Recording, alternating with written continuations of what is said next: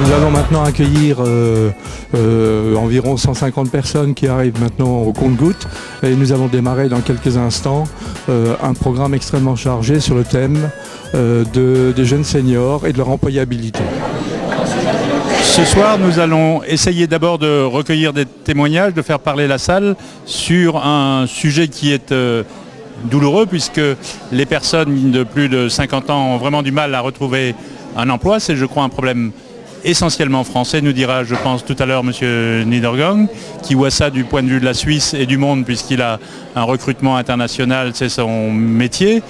Donc, sujet douloureux, sujet très franco-français, même si ça dépasse les frontières, mais plus particulièrement franco-français, et que nous allons essayer de voir à travers un certain nombre de témoins pour surtout d'abord donner la parole, mais aussi imaginer des solutions, des conseils, peut-être pour les personnes qui ont déjà cet âge-là, puisque senior commence très tôt, à 45 ans, mais aussi comment on se prépare à passer cette étape.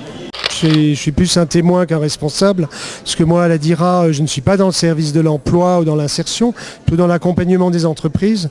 Mais comme j'ai jamais voulu tourner les yeux sur les personnes qui cherchent de l'emploi, parce que accompagner les entreprises et faire du développement économique, c'est pour l'emploi, c'est quand même pour que les gens aient du travail. Donc je reçois beaucoup de gens qui viennent me voir à la DIRA. La porte est toujours ouverte dans la limite du temps disponible et je peux constater les dégâts énorme de la problématique des seniors et des jeunes seniors, quoi. Et je reçois des gens effectivement qui sont en grande difficulté, donc c'est pour ça que je suis venu témoigner et participer à la discussion, essayer de trouver des solutions.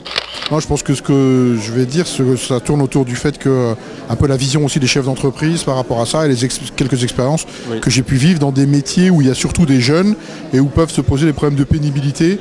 Je vais essayer d'apporter mon eau au moulin en expliquant les affres d'un parcours d'un homme de plus de 50 ans.